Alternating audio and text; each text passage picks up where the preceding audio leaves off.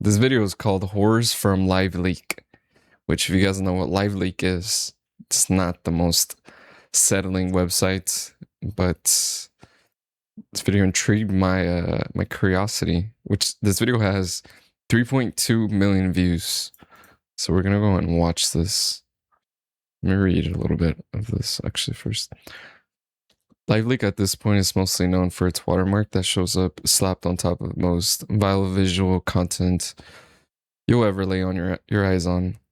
What you may not know is that LiveLeak was at one point a huge social media network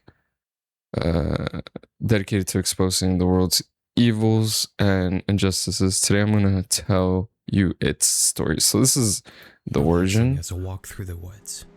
There's just something about briefly leaving civilization behind to wander through nature that clears your head like nothing else is able to. But as calming as a hike can be, this activity does potentially invite some darker possibilities as well.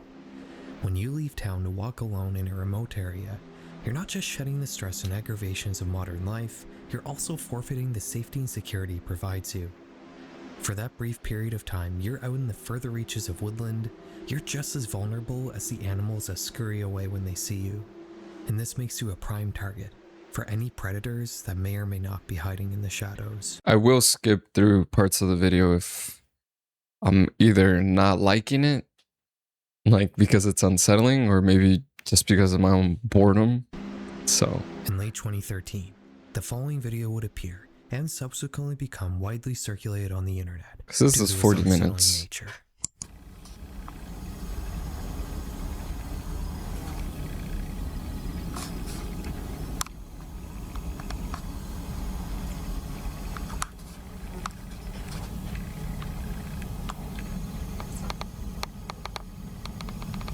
What is that?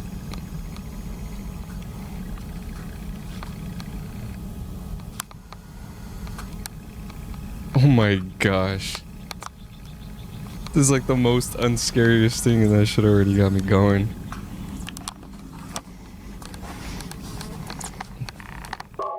Oh my gosh. What the fuck am I watching? Oh god. Why do you have to put music behind it, bro? Stop putting music behind it.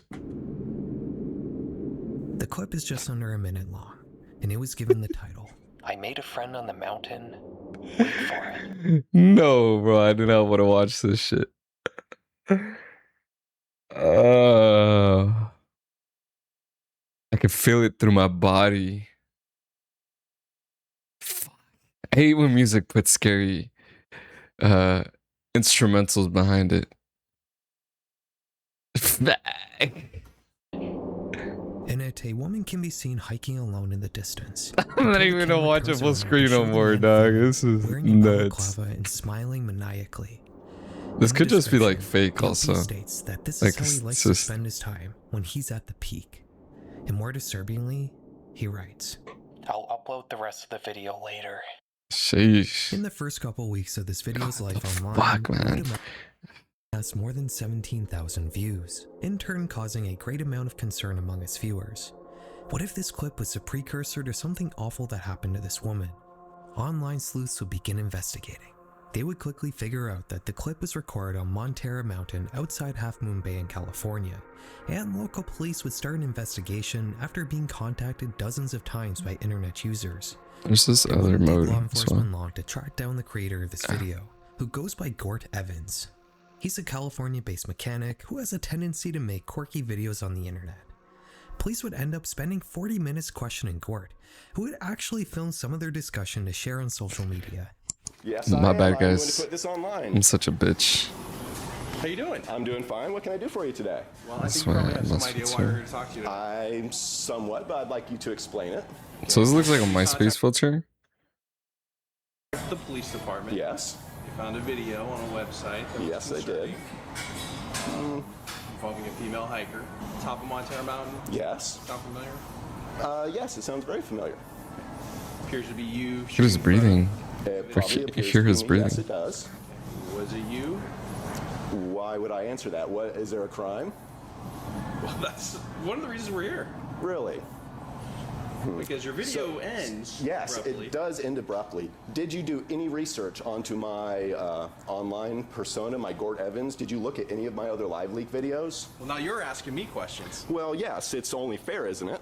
Yeah, I'd be more than happy to answer your questions if you want to turn the video camera off. I am not going to turn the camera off. Because this is what I do. I love making videos. This is hilarious. So this looks like Hi, it I really says. The police would also manage to track down the woman in the This video, who is Looks like it says. Is he at work or something? Like, it looked like they just walked up on his place where he works at. He's a mechanic. I don't know if it's his shop or something. Do not block driveway, park on safety. Yeah, but this looks like it's like in the middle of like businesses and stuff. Because this is what I do. This right here just looks like there's some business advertising going on. And these could be potentially houses, but it could be like restaurants or maybe apartments. I love making videos. This is hilarious to me. Hi. I really don't.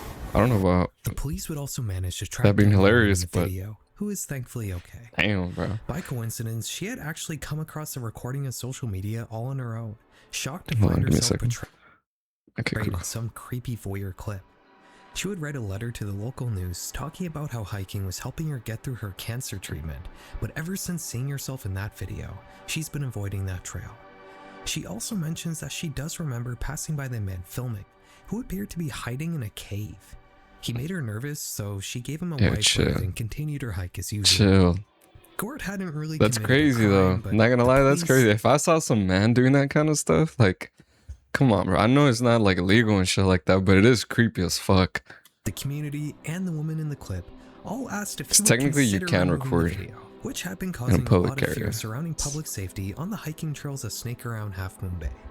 He refused to do so, stating in his talk with the police What a use that of everybody free will. should watch his other videos so they'd know that he was just joking. Gort isn't the first person to be stubborn about being creepy on the internet, and in the end, he didn't face any repercussions for his video. But what is weird about this situation Treated a is what crow. happened after. Members of the social media site that Gort had originally posted his video to would all come to his defense, sending hate mail and even death threats to the journalists that reported on the story and the policemen that were involved in the investigation. What sort of community would so strongly come to the Chill. defense of someone who had made such an objectively creepy video?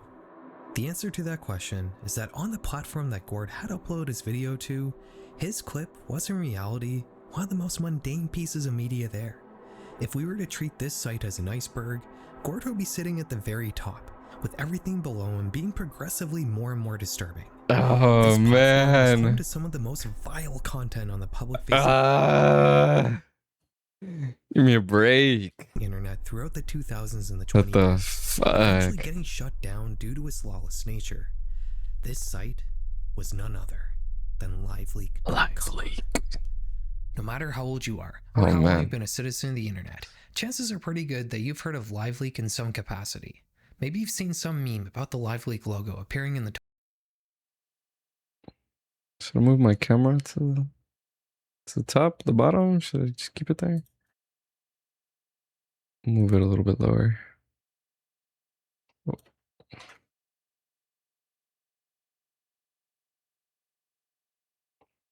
Yeah, right there. Is it covering anything? Here, a peaceful walk, a peaceful night walk around that CD neighbor, and you see the infamous LiveLeak logo over your head. Okay.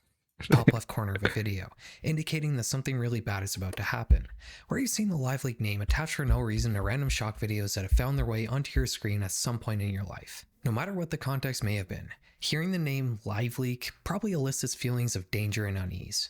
But because LiveLeak hasn't existed for half a decade now, we almost forget that this wasn't just some branding for horrible shock videos. It was an actual social media platform just like the one you're using to watch this video right now. And it has a history that I've never seen told on YouTube before. The story of LiveLeak is inseparably tied to the time period when it was most popular. Nowadays, shock content isn't as centralized as it used to be.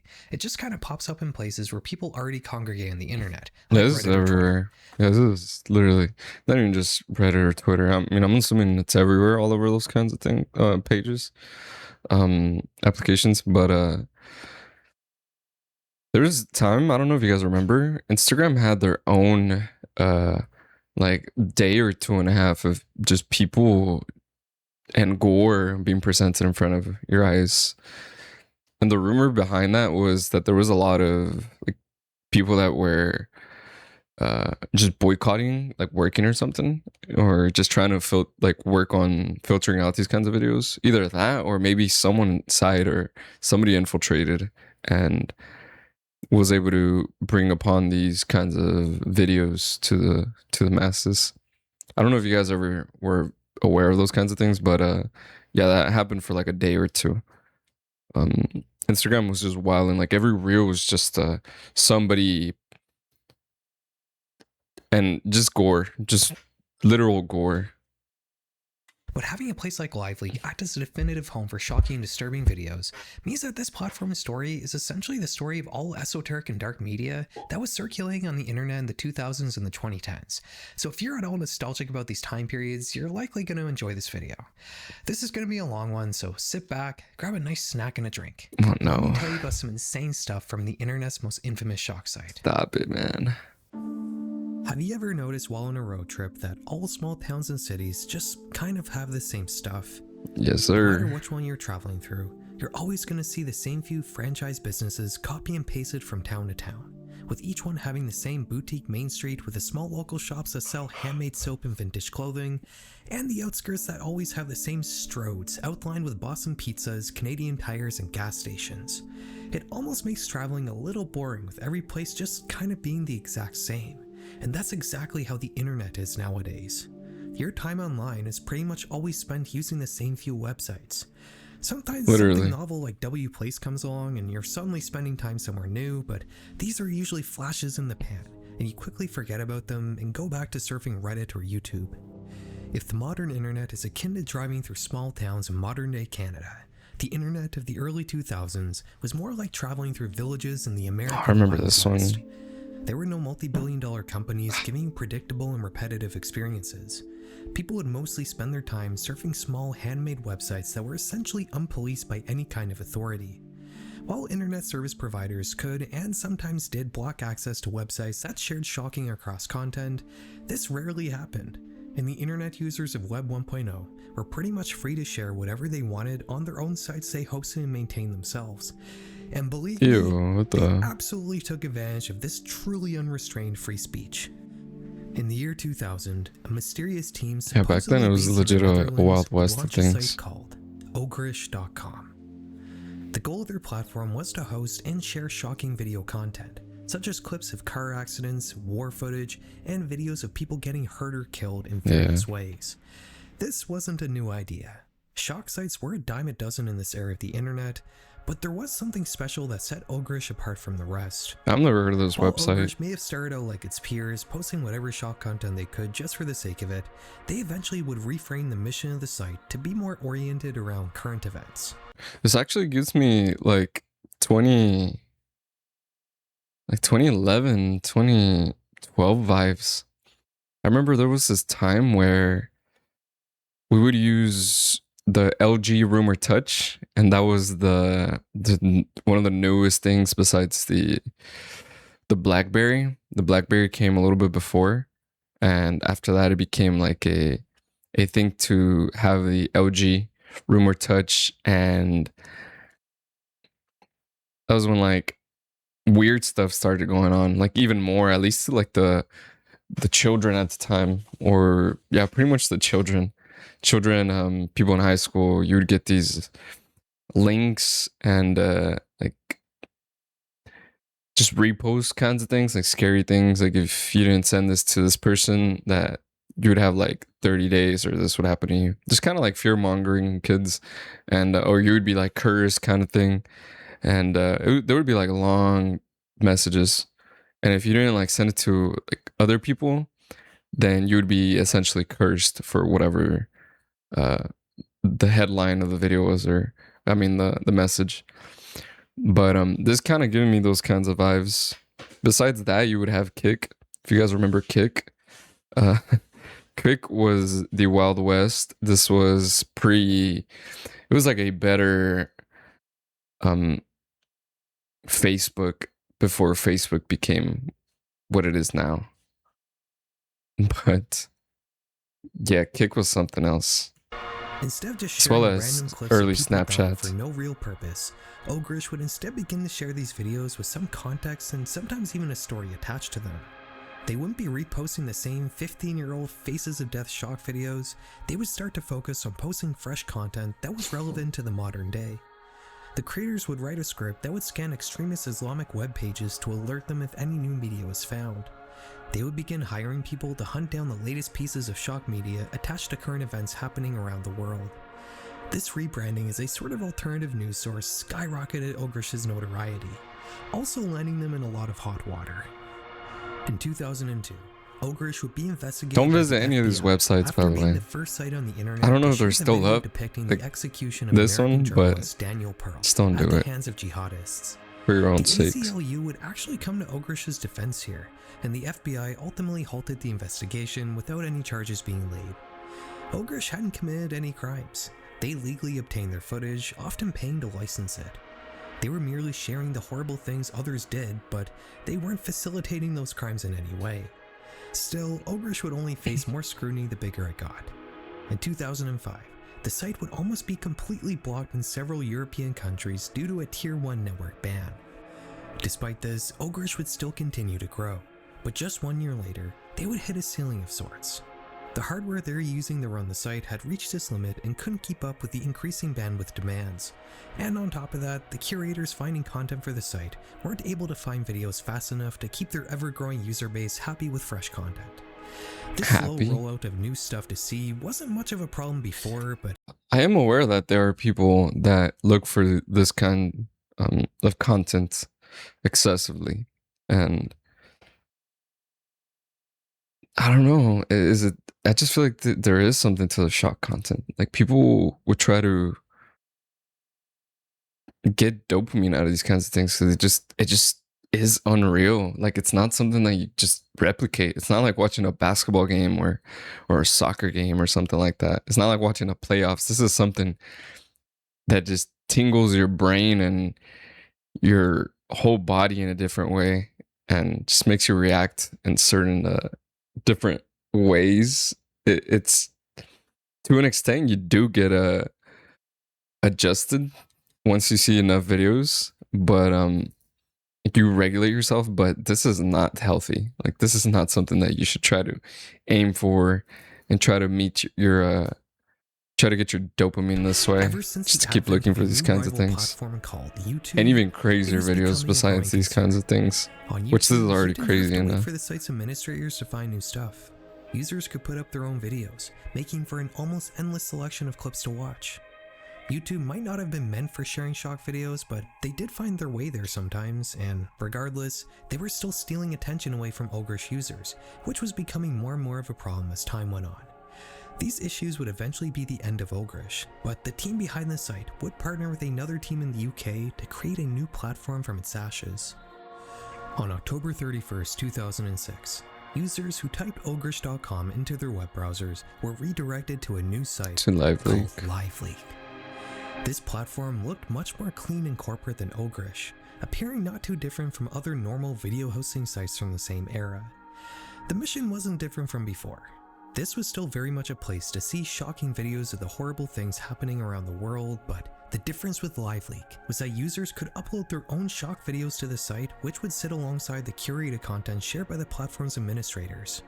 When Ogrish had transformed into LiveLeak, it was still a pretty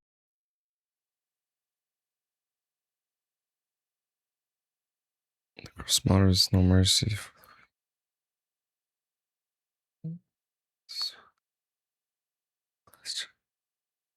Who forces a daughter and nephew into a no holds barred steel cage death match. That's much crazy. on the internet just by nature of being a shock site, Oh no, which is bro. the sort of place that's destined to be outside the mainstream.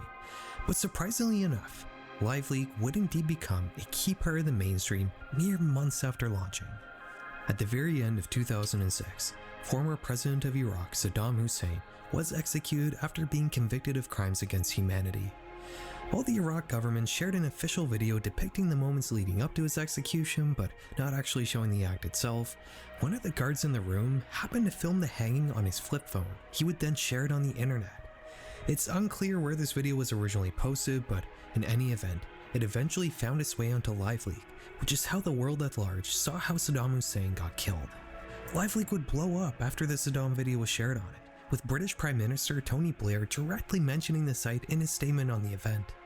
With YouTube beginning to enforce their newly established community guidelines at the time, LiveLeak instantly cemented itself as a risque counterpart to that platform. If it wasn't allowed on YouTube, chances are it would find its way onto LiveLeak.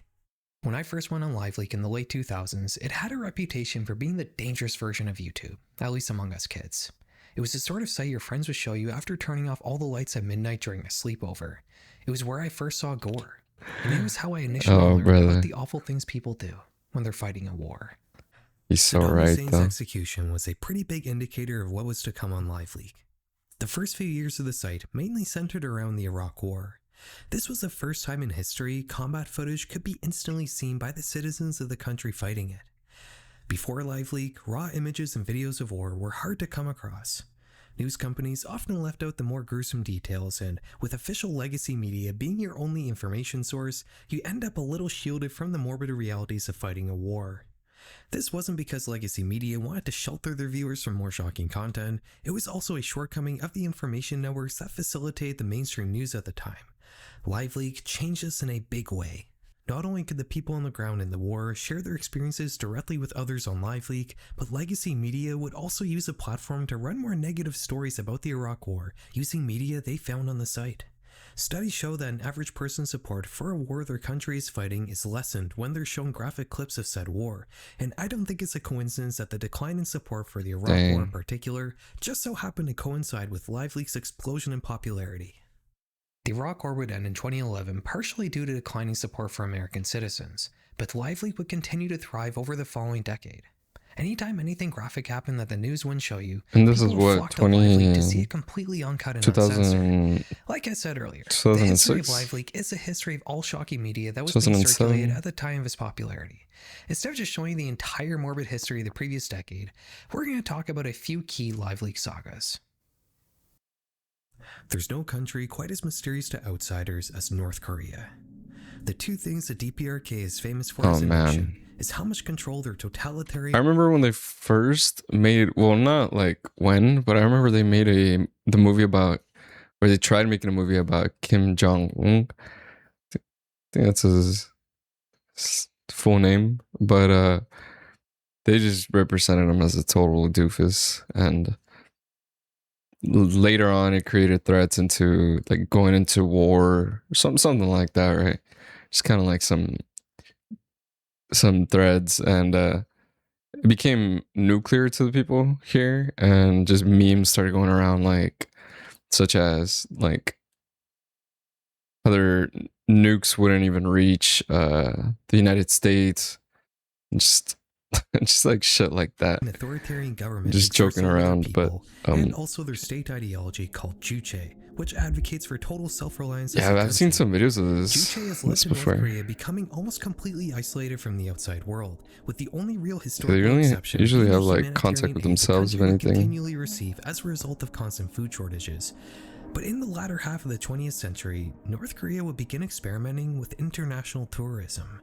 They would start by creating programs aimed towards South Koreans in the 90s and 2000s. And if people tried visiting them, sometimes you would only go around the tourist areas, and you would only be seen around these certain parts of the country.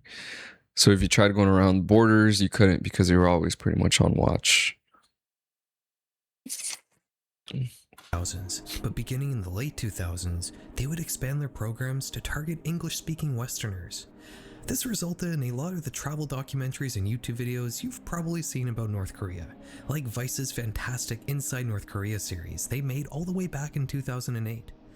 All of this media more or less follows the same format. Westerners will film their incredibly strict guided tours they're thrust into in the DPRK, and the audience only gets to see the sanitized version of North Korea the state wants them to see. The creators on these tours usually aren't allowed to speak with normal North Korean citizens. The only people they're allowed to talk to are their tour guides and the various people they're meant to encounter on these tours, who all end up speaking as if they're reading off a script. These videos will always depict some effort on behalf of the creator to try to film the real side of North Korea that everyone wants to see. But tourists aren't allowed to move freely inside the country, so all this usually amounts to are the mundane countryside scenes filmed from the windows of a bus all these YouTubers seem to be able to capture. Maybe they'll manage to sneakily stop a passerby without the guides noticing and manage to ask them a couple questions, but this still never amounts to much. On LiveLeak in 2010, however, you could find a much more real look into the country. Oh nah, bro. Oh no. Here we go back over here.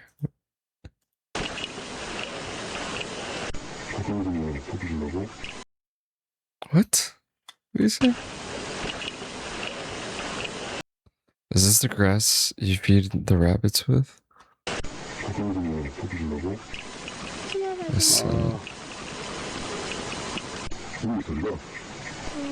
Like, I'm gonna say like 15 or something. Oh.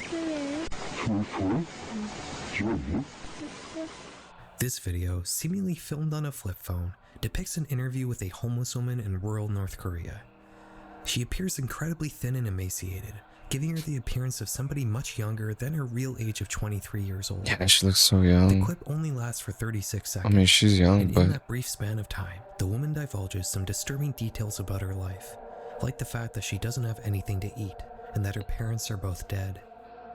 Since LiveLeak hasn't existed for 5 years now, I found this clip on Reddit, with only the infamous LiveLeak watermark in the top left corner to tell me where it originally came from. There are several uploads of this video floating around different subreddits, with each one mentioning that it was filmed by a North Korean journalist, and also that the woman in the video was later found dead in a cornfield. This video is a stark contrast to the sanitized North Korean tourism videos filmed by Westerners from the same time period. It really renders their efforts to capture the quote-unquote real North Korea completely invalid. This isn't a brief glimpse 10 of days some guy in a later. field filmed from a bus window. This is the real thing. But how did this clip even come to be? This obviously wasn't recorded by a tourist. This was captured by somebody who had real access to the country. The cameraman in this video, while their voice is purposely altered to hide their identity, is speaking Korean. And considering the woman isn't surprised to see him, we can assume he probably is Korean we see each himself. other. I wanted to get to the bottom of where this video came from. And while normally on this channel that process can be time consuming, this case was actually very Time easy. machine. Merely Googling North Korean homeless woman brought me to the source of this video. This clip was the result of a project called Rimjin Gang, News from Inside North Korea.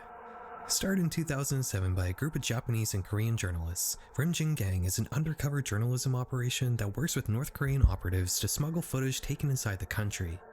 The journalists travel to the Chinese border and make contact with willing citizens from North Korea who are then given hidden cameras to film their surroundings. The footage then gets smuggled out of the country into China on hidden USB sticks and SD cards, where the Japanese and South Korean journalists who receive it do some editing to protect the identity of their sources and to also add some exposition to explain what's happening. If you're like me and you went through a phase of watching all these North Korean travel vlogs back in the day, you should really check out these Rimjin Gang videos. They have a playlist now on YouTube with all the English versions of their videos, and they're unquestionably the most interesting footage I've seen come out of North Korea. It really feels like you're seeing the actual country for the first time. The one thing that really strikes me is that no matter when the footage was filmed, life for these people seems to be more or less the same. If you were to take a video from the 90s and compare it to one taken in the 2010s in basically any other country, you would notice many differences, whether it's the fashion, the home decor, or the technology. But in North Korea, a video taken in 2011 seems to depict mostly the exact same things seen in a video from 1998. That's so crazy. Time just stopped at one point, and nothing since then has changed. Filming these videos is a huge risk for these undercover journalists. The DPRK... Imagine a men's kind of like tremor, and just like the adrenaline that you're always in, like under, just trying to get these videos out there. Like this is some real journalism work, and to be able to get that kind of thing to out to the people, like, to be able to upload it. And I mean, I don't even know if they knew like how the internet worked back then, or how like these videos would surface up, you know, like that, or how to, if they even knew how to remain anonymous online.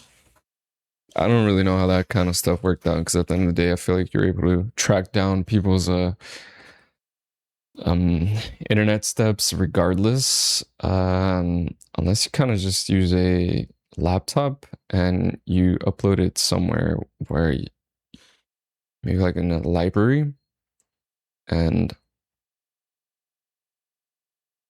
then just kind of like dispose the laptop that you're using. But even that, I feel like would be a little bit far-fetched. I don't know. I don't really know what to think about these kind. Like, I don't know how they're connected to internet. I feel like if you were able to connect to internet, you would be able to do it through either your own internet, but they would be able to track that down because it's your internet, or you'd go to somewhere like a library, if that was even a thing to do over there. Maybe they just weren't that good back then at tracking things like that. It has been known to be extremely heavy-handed when punishing people who try to leak or smuggle anything out of the country, like that American college student who stole a propaganda poster from his hotel and was thrown in prison for 1.5 years because of it, ultimately dying after being released to the USA in a vegetative state. Messing with the North Korean government while in the country puts you in extreme danger, and our next LiveLeak video shows what can happen to you if you get caught.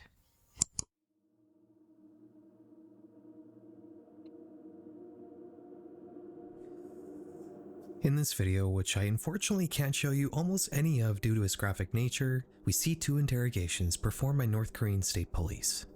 The first is with a North Korean woman who is supposedly accused of crossing the border and sleeping with a Chinese man. The officer is quite physical, shoving the woman around. The clip is very hard to watch, especially with the mysterious red stain on the back wall. The second interrogation is with a Chinese man who supposedly ripped a picture of Kim Jong-il, the former head of the DPRK. In this one, the victim is blindfolded and hit several times with a stick. Above him hangs a picture of Kim Jong-il and the leader before him, Kim Il-sung. The officer forces him to bow over and over again to these photos, occasionally hitting him when he's not bowing well enough. This video was originally uploaded to LiveLeak in late 2012, simply titled, "Leak Footage of North Korean Interrogation Room." The description only really summarizes the exposition already offered by the video, and there isn't much more information to be gathered on this page. Doing an image back search reveals several articles written about these clips, but again, they only serve to relay the information already contained in the video itself, and there's nothing new to learn here. There's several re-uploads on various sites, but they're all taken right from this LiveLeak page, with the infamous watermark fully intact in each of them. The only information I could find regarding the potential origins of this clip were comments on this fairly popular YouTube re-upload, which garnered more than 200,000 views. 2 comments here mention that this video was leaked by North Korean state security agents that defected and sold the footage to a broker. These are just unverified YouTube comments, so you should obviously take that with a grain of salt. Through a bit more research involving a certain website based around an infamous band subreddit, I was able to track down 2 I know sometimes I feel like people's comments are like way too detailed. And I'm like, usually just be like, okay, well, I believe this, because it seems like, what kind of person would write such a big paragraph under a comment section? So you're like, I'll believe it. But a lot of people are just capping their ass off. Clips in these videos, it's fucking insane. To 2011. That's where I'm drawing the line with this one, though, as these earlier versions could be bots as well. Websites that I'm not even going bots. to attempt to look into. Trust me, there are places on the internet that aren't worth your curiosity. Based on that, I would say that these videos have likely both been floating around the darker and seedier parts of the internet for who knows how long, and they just eventually found their way into LiveLeak, which allowed them to reach a more general audience. I know I keep saying it, but the contrast between the sanitized version of the North Korea the DPRK wants you to see and the actual North Korea is really something. The supposed good version of North Korea is incredibly strange and goofy at best, and downright unsettling at worst. And nothing quite emphasizes that weirdness as much as this next video. Oh, nah.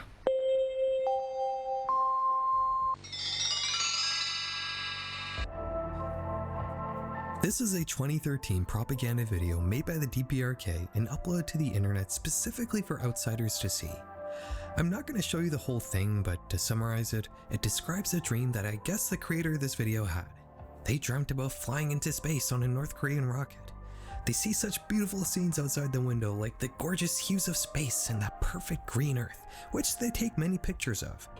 After zooming in a bit, they see an even prettier sight, a fully unified Korean state, under the DPRK banner of course. This scene was so amazing it made the dreamer cry, but there was something dark looming on the horizon. At the corner of his eye, he noticed a dark smoke rising in the USA. After looking harder, it would seem that America is burning to the ground. No matter though, as the USA is the land of authority, which is probably just a mistranslation, but kind of funny how it reads in the context of this video. The clip ends off with the narrator telling the audience that his dream will come true, and it will be beautiful. It's certainly something to see North Korea call another country authoritarian and tyrannical, but what's more interesting about this video is that depiction of the USA. It's out of place. Everything else in this video is really simple computer. Why is it the only place getting nuked?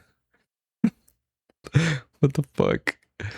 Then it seemed to me as if that the free, peaceful world entrancing, awe-inspiring universe was blessing our spaceship.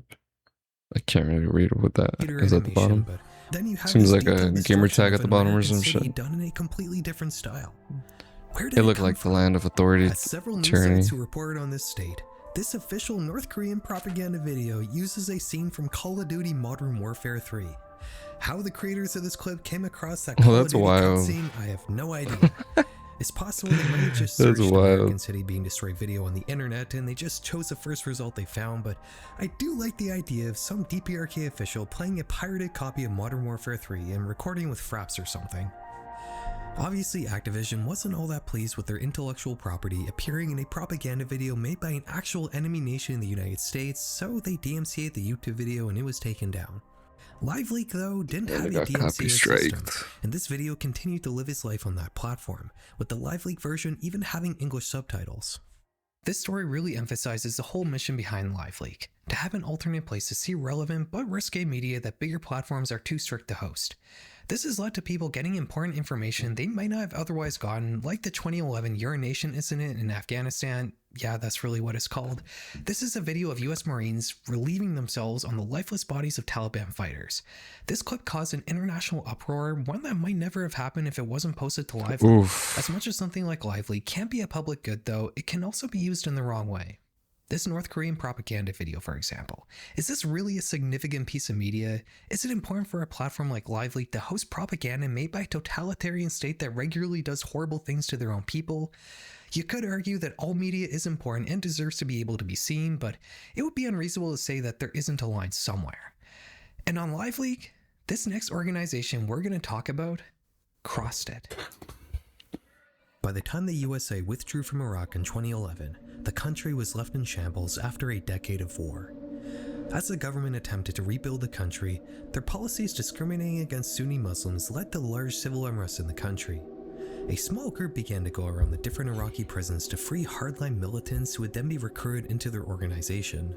This group rapidly expanded and began to take over territory in Iraq, much like a mafia, extorting the local population for money and resources. They began to move into neighboring Syria, capturing even more land in the process. Eventually, they would control a Imagine you live in one of these kinds of places. Like at that time, like what do you even do? Like if you have no sense of just anything, right? Like what do you even do? Like say you're poor and you don't really have you have a job that is a street vendor job and you're scraping by. You got a family of like 3 kids and a wife and just kind of hoping to get by and even worrying about getting enough education for the kids and food, sleep, AC, everything that comes with the essentials for a normal human life and how they are raised. That's fucking nuts, bro. People are just always on terror mode. huge territory larger than many of their neighboring countries, gaining an immense amount of power for what had been a small militant group only a couple of years prior. They would set their sights even further though. They didn't just want to take over the Arab world, they wanted to take over huge parts of Africa, Asia, and Europe. And to achieve this, they would start to use the internet as a tool to spread fear-soaked propaganda, ensuring that everyone in the West knew the name ISIS. It goes without saying that ISIS was and is a terrorist group. They use fear as a method for gaining power and notoriety. In the past, this was usually done by planning out sensational attacks that would grab the public's attention in a big way, hijacking established communication networks like TV, magazines, and newspapers to advance the group's message. ISIS used to do and still does attacks like this, but in the early 2010s, they found a different and more convenient way to spread fear. Instead of planning out some attack on a city center in some European country which required a ton of logistical planning, ISIS instead found that they could achieve a similar effect on the public by making slick high production value propaganda videos. They didn't need to do any covert operation in a faraway country, they could just film the horrible things they were already doing at home and post them on the internet. I remember seeing some of these videos. Expensive equipment, and for the first few seconds, it might even look like something taken from like a documentary movie in the Middle East. Movie That type is production. until the people in them start dying. ISIS would start off posting these videos to Twitter and YouTube, but after being banned, I think that was my first time seeing a drone video, like what a drone could really do. And this was back then. This was when I was in high school, back when I was probably a junior. Those videos were insane. those sites, they would 4K swiftly move over to 60p LiveLeak, type joining videos. North Korea and using the platform to spread violent propaganda. These clips would become a staple on the site. After all, it's pretty rare to see such high production value gore. All of these videos more or less follow the same format. They show ISIS members talking for a few seconds, and then they start killing people. I can't even show you a single uncensored frame from these videos because of how they're serious just YouTube is about insane. keeping these clips off of their They're just site. insane. But needless to say, don't go looking these up, they're truly vile pieces of media. Yeah. LiveLeak went from being a site that people could use to expose the evil things they saw other people doing, to a site that evil people used to show off the evil things they themselves were doing. And you know what happened? LiveLeak drew a line in the sand. They had had enough. In 2014, they banned all ISIS content from their site, and their moderation team would start sifting through the platform's library on a regular basis to flag and remove re-uploads of ISIS propaganda. This wasn't the first time LiveLeak had enforced a strict content policy. In 2008, they had removed the radical Dutch short movie Fitna from their platform, but this was an isolated incident which was mostly due to the site's administrators receiving credible death threats. The ISIS ban, though, was a stark clarification of the site's mission. LiveLeak was a platform for people to expose the world's evils and morbid realities, not a propaganda amplifier. While I'm sure many of you would agree with this decision, myself included, it would surprisingly foreshadow the site's end 7 years later. Before we get to that though, I feel like while we've gone over a few of the bigger LiveLeak topics, I still haven't given you guys a good idea of the real experience of using LiveLeak back in the day. It wasn't all Iraq war footage and ISIS videos. There are a ton of smaller niches on LiveLeak that, while mostly disconnected from each other, are all still key to the site's identity. So we're going to call this following section, the front page of LiveLeak. It's going to be a rapid fire round going through a bunch of smaller LiveLeak topics that don't constitute their own section in this video, but are still important and interesting nonetheless. Honestly, if I'm gonna say something, I feel like the first video was the scariest video out of all of these. Like the most morbid one was probably the first one, which was the one that scared me the most. I feel like I've already heard all these other ones, the North Korea ones. I've heard them. This one too, this ISIS thing with the high production videos. I've seen those, but I did not see that first one. That one's just too scary for me. Like it shivered my body, shivered me boots. Santa Inocencia. In 1786, Father Flores Alatorre of Rome would dig up the mummified corpse of a young woman. She had been a martyr who had died at an unverified point of time in the past for her Catholic beliefs. He would then send this body over to his brother in Mexico who had opened a school for girls in the city of Guadalajara. It would be passed around various Catholic institutions in Mexico over the next 200 years, eventually making its way to the Guadalajara Cathedral in 1925, where it's been displayed for churchgoers to look at ever since. In summer 2012, a tourist visiting the cathedral would film the body of the martyr using his cell phone. This was not unusual. There are tons of videos online depicting the corpse on display, but unbeknownst to the person filming this time, they would capture something very strange. Oh no.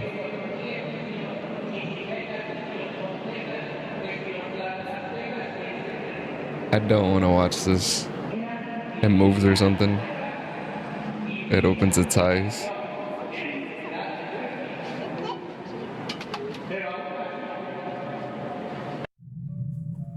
Like I said, the person filming this It opens its supposedly eyes. didn't Yep. notice what they had captured until they reviewed the finished It opens its eyes. While the original LiveLeak page has been lost with this installation, the 2014 re-upload of the clip has garnered 2.4 million views on YouTube. If you guys know me, Santa de Catedral abre los ojos ante la cámara. Guadalajara, Jalisco. I'm obviously going to This assume doesn't seem like something that Mexicans would do. Like, they wouldn't pull off some prank like this. I feel like they have other things to worry about. But back. ChatGPT sent me to a forgotten 127-year-old. Blah blah blah. this is fake, but I must say that this is really well done. I honestly can't spot many signs of editing, except for the fact that maybe the blur that fades in right as the corpse begins opening its eyes. Honestly, it don't really even seem like a real person. Like, it seems like a... Which I suppose could be the case for all the lost focus that occurs frequently in this video. This is freaking me out, man. Is this real? It's definitely one of the more believable looking supernatural things that have been caught on camera. This case would be reported on many times throughout the years by mainstream English language news. Tell you something though, Mexicans do love a horror story. Saints, resurrection, creepy moment, corpse of child saint opens her eyes 300 years after she was killed by her father. But there's never been any clarification on the clip's authenticity, and thus it still remains a mystery to this day. Clown sightings. Oh yeah, I remember this one. This used to be like heard a... of this one, but in 2016, Yeah, users yeah, on yeah. many social media platforms, including LiveLeak, would begin posting videos of clowns wielding knives that were supposedly terrorizing various communities in I English-speaking can't believe this was a countries. thing too. These clowns are supposedly attacking people and attempting to lure children for God knows what purposes. People have theorized that there was some dark organized effort behind these clown appearances, but Yeah, in what made reality, people it do was just a this? bizarre manifestation of a meme, an idea that spreads from person to person through a communication network, in this case the internet. These clowns weren't actually doing anything sinister, they were just trying to scare people to attract attention on social media. That didn't mean this craze didn't result in this became like a... consequences, however. In 2016, 12 clown-related arrests were made, and even one this death became like had a occurred viral as a thing, result of a super statement viral prompted thing. by a creepy clown appearance.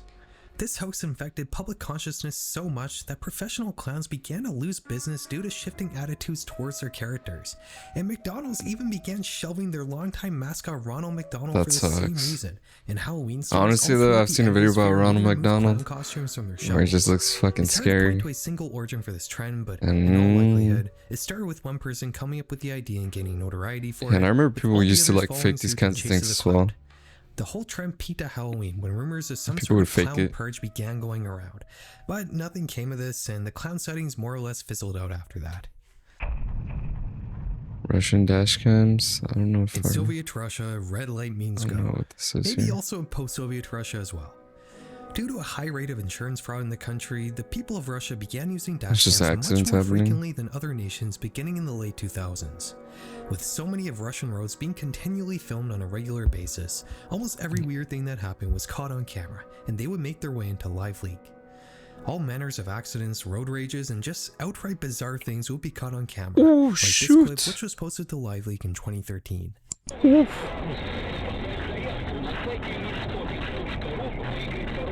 This is like a shuttle or something? Yeah, I remember watching this one. I don't even know what this was. Is this a spaceship? This video, which was filmed in the Siberian city of Chelyabinsk, shows the largest meteor Earth has gotten in more than 100 years, This flying through meteor? the sky and then burning up in the atmosphere, at one point burning even brighter than the sun. While it might seem like from this clip that not much happened on the ground because of this earthbound foreign object, that wasn't the case. When the meteor ultimately exploded, it released more energy than a nuclear bomb. That's While crazy. the atmosphere absorbed most of the shockwave, it did reach the ground somewhat, causing widespread destruction, leading to 7,200 damaged buildings and almost Oh, wow. 1,500 hospitalizations. With Wow, dashcams being what so the popular in fuck? Russia, there were actually I several don't know, was that instances of this crazy? event being caught on camera from the street. As dashcams became more ubiquitous outside Russia, there wouldn't be such a heavy focus on Russian dashcam footage in particular, but for many years in the Wow. 2010s, a very large chunk of dashcam footage I floating would around be LiveLeak freaked and other out. platforms specifically came out of Russia. Oh As the man. world at large became more and more connected via the Yeah, internet these in the are late 2000s and morbid the early 2010s, as fuck. CCTV footage showing accidents in some of the many factories that exist in China would begin circulating online. While initially these clips are mostly passed around various shock sites, the establishment of LiveLeak in 2006 would offer a place for users to share all the clips they've collected of Chinese factory No. workers getting hurt in spectacular ways. No, no, These videos would no. mostly be ripped Please from Chinese no. social Please media, no. and they would depict workers getting caught in machines, often getting crushed, Yep. knocked around, or sometimes literally being torn apart. Factories would eventually start making animated versions of some of these clips to use as training material for new hires. While in the 2010s, Chinese workplace accidents may have been one of the largest niches on LiveLeak, the CCP would begin to enforce stricter content policies on Chinese social media, leading to a vast reduction in new clips finding their way online, which leaves this weird genre of media as a relic from a bygone era. Just like LiveLeak itself. What the? In 2019, the infamous Christchurch shooting occurred in New Zealand. It had been the first massacre of its kind to be live streamed, and as such, re-uploads of the chilling video would make its way onto just about every platform, including LiveLeak. Considering the shooter specifically chose to livestream his horrible act to increase the amount of notoriety he would gain from the crime, nation-states around the world began to take action to pressure the social media platforms of the time to remove the footage. YouTube would have immense trouble trying to keep the video off of their site, with 10 re-uploads being made every time one was taken down. Dang. They would eventually implement some extremely complicated automated systems to Other detect the ones, visuals Silicon and audio Valley. of the footage through all the editing it would be put through by different users and remove them systematically. But even this didn't fully solve the problem, as users would still manage to find ways to bypass the system. If a multi-billion-dollar website like YouTube couldn't fully remove the Christchurch footage off of their platform, how do you think the vastly smaller LiveLeak fared? After all, their site was set up with the explicit purpose to share footage like this, which led to a large amount of users constantly re-uploading the video to the platform. LiveLeak would focus their efforts on manual moderation, but this didn't prove to be enough. People The on platform would come under everyone's. heavy scrutiny, with Australia even fully blocking the site in 2020. That same year, LiveLeak removed the ability for users to log into the platform, and would remove many of the site's features like recommendations, meaning the only thing you could really do on Recommendations is LiveLeak now crazy. was watch videos that you already had the direct URL to. This was just the beginning of the end, because in 2021, LiveLeak would shut down for good, with the URL This is redirected to good. another new Honestly, platform. to be honest, I didn't know it shut down. To my understanding, this thing was still going, but this is actually pretty good to hear. So this is a little bit a year post COVID. This one called Item Fix. The administrators would post a letter explaining the transition. They mentioned that they had already achieved all they could with LiveLeak, and that they wanted to try something new. Item Fix is a safe for work video hosting site that's built around preparing videos to be shared on other social media platforms. You can take an existing video and add some minor tweaking to it with a sort of crude online video editor. It almost reminds me of meme generator websites from the early 2010s. While interesting, I do think that Item Fix doesn't really have a solid place in the modern internet. Netizens nowadays have multiple convenient ways to manipulate and remix videos they come across on social media, and I can't help but to wonder how long this iteration of this long-lasting and constantly transforming social media brand will last. The death of LiveLeak occurred because of a similar issue. It just didn't really have a place anymore in the modern internet. It may have been a beneficial tool to have 15 or 20 years ago, but nowadays, people have much easier ways to access footage of the various evils and tragedies that befall our world. The recent shooting of Charlie Kirk illustrates this point perfectly. Just about everyone I know has already seen this video, and they didn't need a platform like LiveLeak that's solely dedicated to shock material to find it. This shit got on Instagram. Dead Series was on Instagram on everybody's page. This was world news. Even to people not even from here. They're from a lot of different countries and they saw that. And Charlie Kirk was a menace to a lot of people. So to this day, I feel like they just frame That's people. about it for today, on guys. who I hope did you it. enjoyed the video. Before we go, I do want to tell you guys Haven't that really this looked week into marks it, the but 5-year anniversary of the last serious album of music I put out. It's called Mer Bleu, and it's the final just album I crazy. made I with was my just band so LiveLeak open to before we everybody. broke up. I always get a lot of comments asking about the music I use in my videos, so I figured I'd share a bit more of it with you today. If you're This into is, shoegaze, slacker rock, or folk music, you might enjoy it. this promo. Yeah, promo. All right, guys. I'm surprised we got through this. This was such a scary thing for me to go through. I like these videos, but I kind of don't. I also have to shy away from them for a minute because my brain tends to get cooked.